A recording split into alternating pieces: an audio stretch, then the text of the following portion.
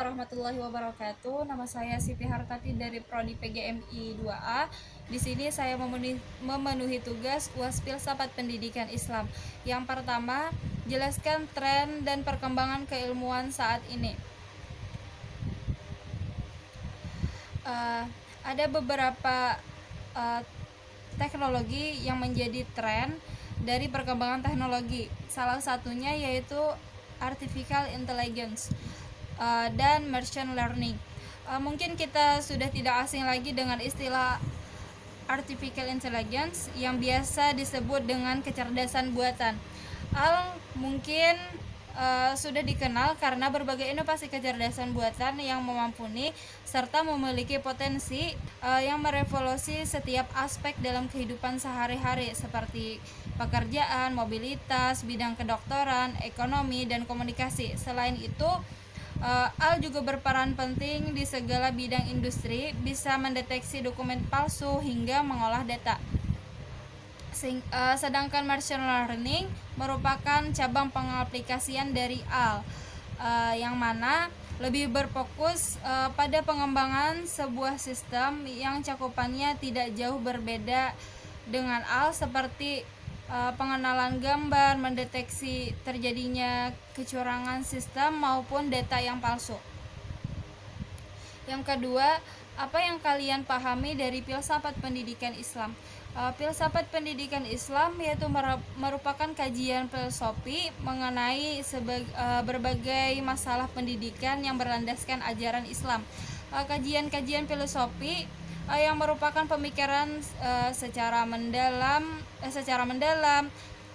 sistematik, radikal, universal dalam mencari kebenaran, inti atau hakikat pendidikan Islam. Yang ketiga, jelaskan bagaimana tauhid sebagai paradigma pendidikan Islam. Tauhid merupakan inti dari keseluruhan teori dan praktek umat Islam, pada khususnya dari kemanusiaan Islami. Jadi, ilmu menjadi bermakna jika upayanya untuk menegaskan bahwa Allah adalah satu, penciptaan alam dan pengendalian alam, sehingga semua kegiatan maupun pikiran dan sosial masyarakat harus bersumber dari nilai-nilai tauhid. Nilai-nilai ajaran Islam dirangkum dengan teori dan praktek pendidikan Islam.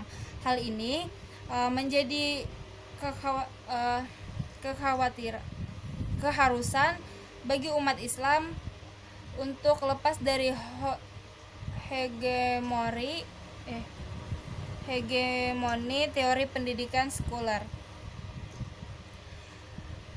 Selanjutnya, jelaskan pemikiran salah satu tokoh dalam filsafat pendidikan Islam.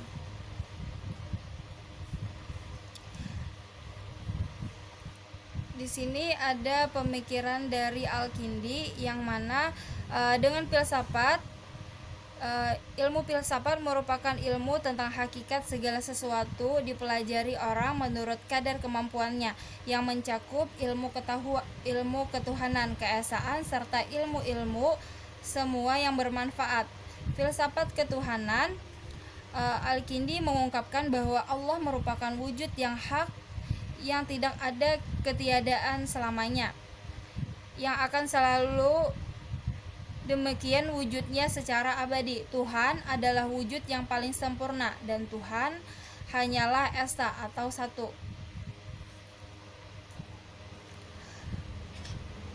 Selanjutnya,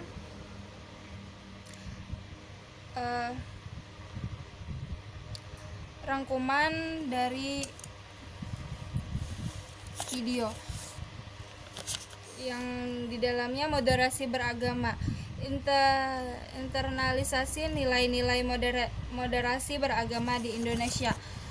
Ada 300 etnik atau 1340 suku BPS 2010, 700-an bahasa daerah, dan 6 agama. Negara lain belum tentu memiliki banyak etnik seperti di Indonesia yang sangat luar biasa. Keragaman sikap keagamaan yang memunculkan saling merangkul di antaranya banyak keragaman di Indonesia. Tentu ini menunjukkan cara pandang agama kita berbeda. Jadi kita harus memunculkan keagamaan yang merangkul, melindungi, dan menunjukkan kasih sayang. Kenapa moderasi beragama itu penting? Karena moderasi beragama ingin membentuk personal individual agama. Moderasi beragama muncul dalam rangka untuk mengonver kehidupan beragama. Setelah itu, moderasi beragama mengenalkan pentingnya kesalehan sosial, yaitu bagaimana kita bergaul, keyakinan, serta latar belakang. Selanjutnya, kesalehan berbangsa. Bagaimana kita berbangsa, bernegara dengan cara yang positif, dengan cara yang baik. Dalam surah Al-Baqarah ayat 143 yaitu petunjuk tentang posisi yang baik, yaitu di tengah. Jadi yang tertulis dalam Al-Quran mengenai pesan beragama itu luar biasa.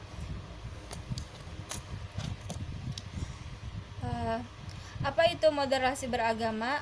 Pengalaman agama sendiri atau yaitu yang sifatnya ritualistik, yang dilakukan secara personal dengan konteks keagamaan kita sendiri, seperti sholat, puasa, tadarus, dan lain-lain. Yang kedua yaitu merupakan kunci terciptanya toleransi dan kerukunan. Beragama adalah kunci keseimbangan demi terpeliharanya peradaban dan perdamaian. Yang ketiga, moderasi beragama atau cara beragama adalah jalan tengah. Sesuai moderasi beragama, seseorang tidak ekstrim dan tidak berlebih-lebihan dalam menjalani ajaran agama atau moderat. Salah paham tentang moderasi beragama yaitu moderat, karena sering disalahpahami dalam konteks beragama dengan maksud tidak teguh pendirian, tidak serius, tidak sungguh-sungguh dalam mengamalkan ajaran agama Islam. Terima kasih. Wassalamualaikum warahmatullahi wabarakatuh.